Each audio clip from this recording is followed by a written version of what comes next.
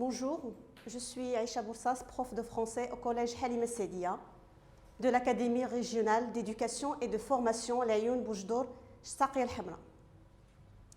Je suis très ravie de vous revoir pour une nouvelle leçon. Il s'agit d'une leçon de production de l'écrit. Alors, avant d'annoncer l'objectif de notre séance, nous allons d'abord faire le point sur le cheminement de notre projet. On en est où dans notre projet?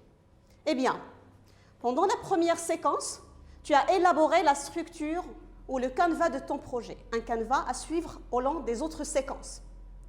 Pendant la séquence 2, tu as réussi à produire un court récit dans lequel tu as inséré par la suite une description, ou plutôt la description d'une personne pendant la troisième séquence et la description d'un lieu pendant la quatrième séquence. Eh bien, aujourd'hui, on en est là avec la cinquième séquence. Produire la description d'un animal.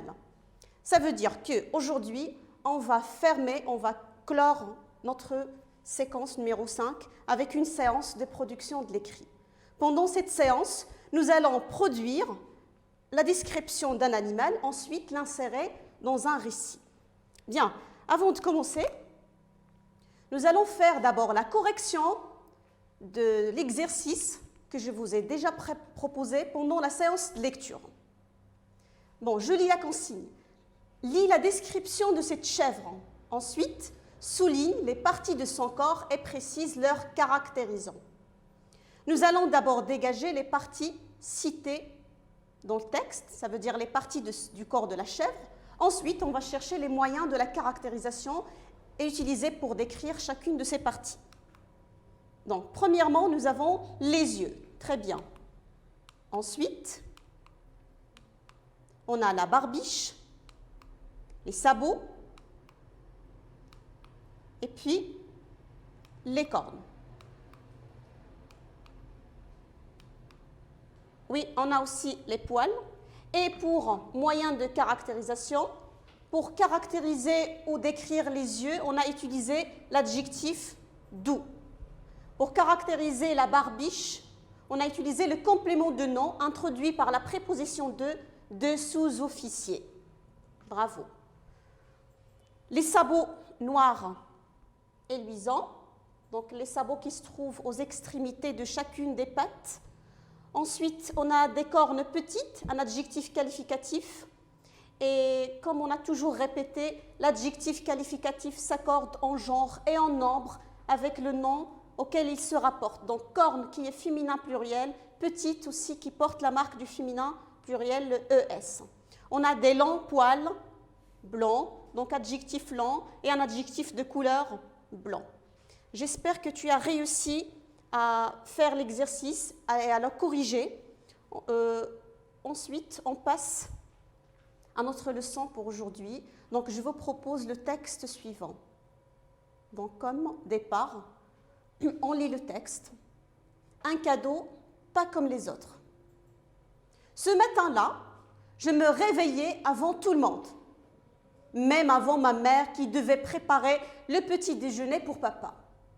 La veille, c'était mon anniversaire. Du coup, il fallait ouvrir les cadeaux le lendemain. J'avais reçu une jolie poupée de cire, des patins à roulettes de Dora l'exploratrice, un énorme ours en peluche. Le cadeau de Rose, celui de Marc, celui de tante Marie. Mais où est le cadeau de papa? Me demandai-je. Tu cherches mon cadeau, je présume, me dit papa qui vient juste de quitter son lit. Il est dans le jardin. Je courais aussitôt vers le jardin. Quelle fut grande ma surprise. Un chien qui courait dans tous les coins du jardin. Je l'appelais Bruno, vu la couleur de son pelage. Ma mère lui arrangea un petit coin dans le jardin et lui ai mis un panier pour dormir. Bien, après cette lecture du texte, nous allons répondre à des questions, un certain nombre de questions, portant d'abord sur le type du texte. Alors, quel est le type de ce texte? Pour définir le type du texte, on peut par exemple signaler la présence d'un indicateur de temps, ce matin-là. Nous avons des verbes conjugués au passé simple. Me réveiller. Un verbe conjugué à l'imparfait. Devait. Donc, ça mène à penser que c'est un texte narratif. Très bien. Donc, c'est un texte narratif qui rapporte des événements. Bien. Quel est le personnage principal de l'histoire? Donc, le personnage principal de l'histoire, ça doit être une fille. C'est elle-même qui raconte, donc c'est elle la narratrice. Alors, on peut dire que c'est une fille puisqu'elle a reçu des roulettes, des patins à roulettes de Dora, l'exploratrice. Bien. Quels sont les cadeaux que cette fille avait reçus pour son anniversaire? Donc, il les a cités dans sa réplique. Le cadeau de Rose, donc une jolie poupée de cire, des patins à roulettes, ensuite un énorme ours en peluche. Oui. Mais elle a reçu un autre cadeau. Donc, regardons dans le texte, un cadeau pas comme les autres. Que désigne ce texte? Parle-t-il du cadeau de Rose, de celui de Marc ou de celui de Tante Marie? Bien sûr que non, il parle plutôt du cadeau de son père qu'est un chien. Son père lui a offert un chien. Une petite question qui se pose à présent. Est-ce que vous arrivez à vous faire une représentation ou à imaginer ce chien? Bien évidemment, oui. Mais est-ce qu'on aura tous, comme lecteurs, la même représentation, ça veut dire la même image? Bien sûr que non. Moi, je vais imaginer un chien au pelage marron, par exemple, un caniche, un chien berger ou autre. Et qu'est-ce qui nous permettra alors d'uniformer ou d'avoir une représentation unique? Ça veut dire la même représentation qu'on peut se faire tous de ce chien. C'est bien évidemment un passage descriptif. C'est ce que le narrateur n'a pas fait dans son texte. Bien. Passons à la consigne. Observez très bien la consigne au tableau ou à l'écran. Rédige la description de ce chien. Le chien cité dans le texte, bien sûr, que tu inséreras dans le récit. Dégageons les deux tâches qu'on nous demande ou présente dans la consigne. Donc, la première tâche, c'est de rédiger. C'est très bien. La deuxième tâche étant d'insérer cette description dans le récit même que nous avons lu tout à l'heure. Bien. Alors, que va-t-on rédiger? Nous allons rédiger, bien évidemment, une description d'un animal, la description d'un chien. Bien.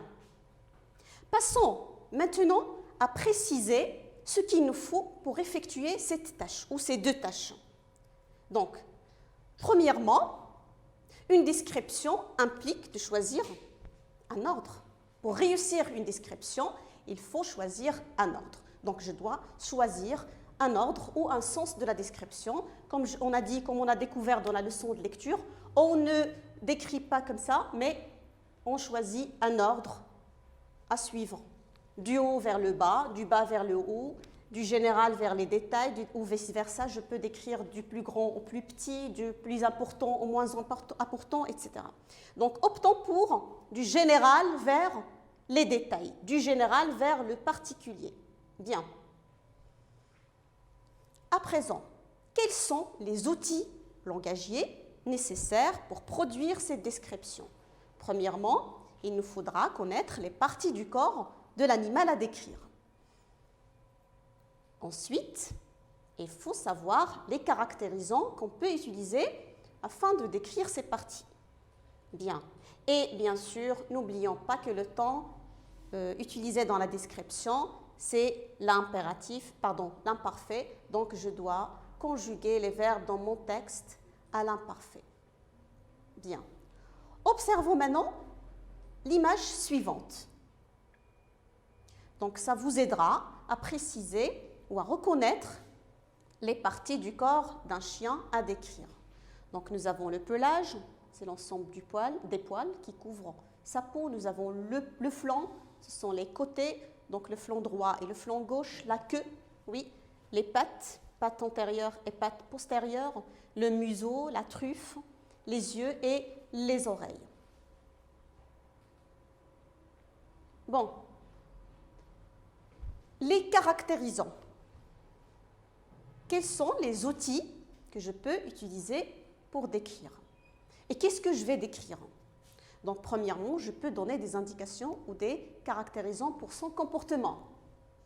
Je peux dire gentil, obéissant, affectueux, fidèle. Pour l'allure générale, je peux utiliser l'adjectif mignon, joli, blanc, gris, marrant et d'autres adjectifs. Je peux décrire le pelage en utilisant l'adjectif brun avec des taches et je donnerai la couleur. Et je peux aussi utiliser l'adjectif tacheté avec un complément d'adjectif. Donc je dirais tacheté de noir, tacheté de marron, tacheté de blanc. Je peux utiliser l'adjectif soyeux, frisé, etc. Les oreilles d'un chien peuvent être courtes, pointues, dressées, pendantes, etc. Les yeux qui brillent en utilisant une phrase relative, les yeux noirs, les yeux petits. La queue peut être courte, petite, longue, etc. Donc on a aussi ce complément de nom au poil long introduit par la préposition à. La truffe noire, ronde, brillante. On a aussi le museau avec ces adjectifs-là, pointu, aplati, allongé, fin, arrondi. Et pour les pattes, on peut dire pattes courtes, longues, poilues. Bien. Nous allons donc passer à l'action.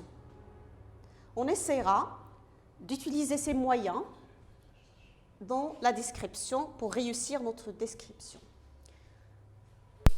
Pour commencer mon texte, il est préférable de commencer par une phrase d'accroche. Donc, qu'est-ce que c'est une phrase d'accroche?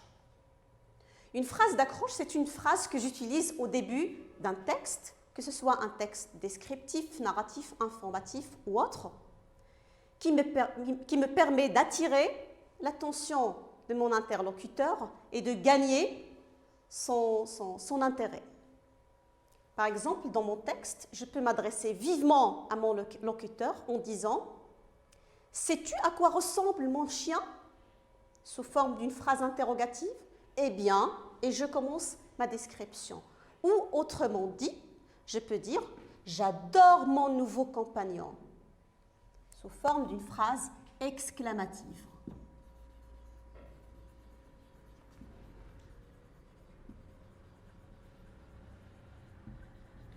J'adore mon nouveau compagnon. Et je peux décrire son comportement. Donc, je peux utiliser l'adjectif gentil et obéissant. Je peux dire « il était »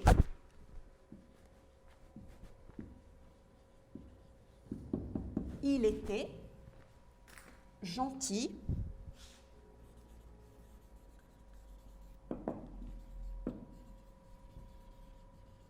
et obéissant. Obéissant, ça veut dire qu'il écoute et qu'il applique les recommandations de son maître ou ses demandes. Il était gentil et obéissant. Donc, je peux continuer en disant donc, un comportement du chien. Je peux dire qu'il est quelqu'un ou un chien de reconnaissant. Donc, je propose la phrase suivante. À chaque fois que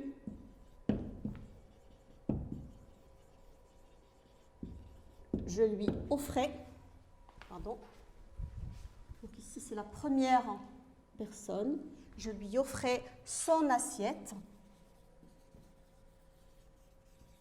Donc ça fait partie ici toujours de la description de l'aspect général ou du comportement. Donc à chaque fois que je lui offrais son assiette, il me léchait les mains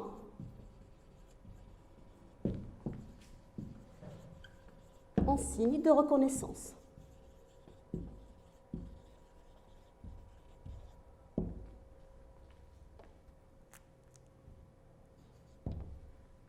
Bien. Je peux aussi choisir un autre adjectif dans l'aspect général. Je peux par exemple dire maigre, qu'il était propre. C'était ce genre, donc pour ne pas répéter la même forme, c'était ce genre de chien propre. Oui, et je peux compléter en utilisant comme propre d'habitude, par exemple, ou bien de nature.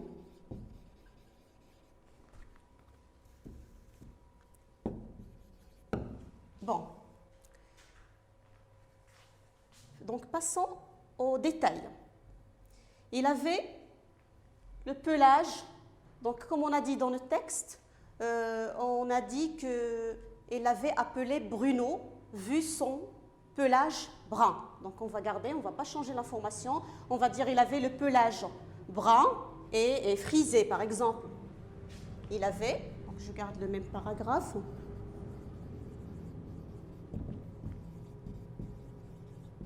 le pelage brun et frisé. Je peux aussi utiliser un adverbe pour modifier l'adjectif frisé. Je peux dire magnifiquement, pourquoi pas, magnifiquement frisé. L'élément suivant, ce sont les oreilles. Plutôt. Donc ces oreilles, je peux mettre un adjectif avant, c'est courtes oreilles. Je peux dire ces courtes oreilles lui offraient l'air vraiment mignon. Ces courtes oreilles lui offraient l'air ou lui donnaient l'air joli, mignon, adorable. Bon, aspect suivant. Donc, je peux décrire les autres, les yeux, la queue, etc. Je commencerai ma description des autres parties, disons, par exemple, au moindre bruit, il sortait ses yeux, il sortait ses yeux et je prendrai l'adjectif noir, petit, ou la phrase relative qui brillait. Il sortait ses yeux noirs, oui. Ses yeux noirs qui brillaient. Et il ne faut pas oublier d'accorder le verbe avec son sujet. Ensuite, que faisait-il encore à chaque fois qu'il entendait un bruit? Donc la queue et plutôt remuer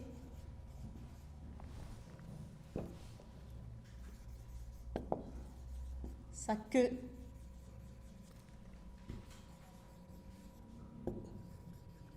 touffue. Je peux aussi choisir le complément de nom au poil long. Sa queue touffue au poil long. Je continue avec la truffe et renifler le sol avec sa truffe ronde qui brille. Une phrase relative. Bien, donc je me contente de ces parties-là. Je peux aussi donner une information sur son cri, sur le bruit qu'il provoque. Je peux dire « et se mettait à aboyer bruyamment ». Bien. Alors, lisons notre texte. « J'adore mon nouveau compagnon. Il était gentil et obéissant. À chaque fois que je lui offrais son assiette, je vais mettre une virgule là, il me léchait les mains en signe de reconnaissance.